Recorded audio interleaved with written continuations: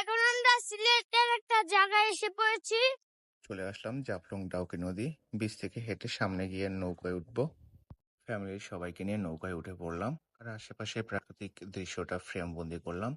ওই পাশটা যে দেখতে পাচ্ছেন ওই পাশটা হচ্ছে ইন্ডিয়া 0 পয়েন্ট। তো এই যে নৌকাগুলো বাঁধা দেখছেন, নৌকাগুলো অবশ্য ইন্ডিয়ার ওই পাড়ে বাঁধা। এপাশ থেকে আবার ইন্ডিয়ার বাড়িঘরগুলো খুব স্পষ্টভাবে দেখা যাচ্ছে। তো এই যে বড় বড় পাহাড়গুলো দেখতেছেন, এটা অবশ্য ইন্ডিয়ার ভিতরে। আর এই যে নৌকাগুলো, তো নৌকা দেখলেও ভালো লাগে কারণ নৌকার লোক। তো পাশের পাহাড়গুলো দেখেও খুব সুন্দর লাগতেছে। আর এটা হচ্ছে মায়াবী ঝর্ণা। এটা অবশ্য বৃষ্টির সিজনে আসলে এখানে এই ঝর্ণাটা উপভোগ করা যায়। এখান থেকে অবরুদ্ধ পানি পড়তে থাকে। তো ঝর্ণার দৃশ্যগুলো দেখতেও অবশ্য ভালো লাগে।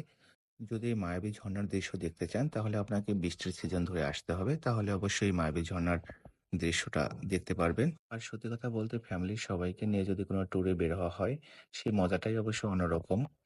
তো আমার কাছে বেশ অনেক ভালো লাগতেছিল। বেশ মাহাদিও খুব এনজয় করতেছিল।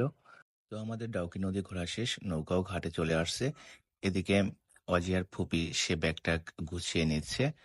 তো আমরাও রেডি হচ্ছি নৌকা থেকে নামার জন্য, পরবর্তী স্পটে যাওয়ার জন্য রেডি হচ্ছি। তো ভালো থাকবেন সবাই, সুস্থ থাকবেন, সবার জন্য শুভকামনা করি, আমাদের জন্য দোয়া করবেন। আল্লাহ হাফেজ।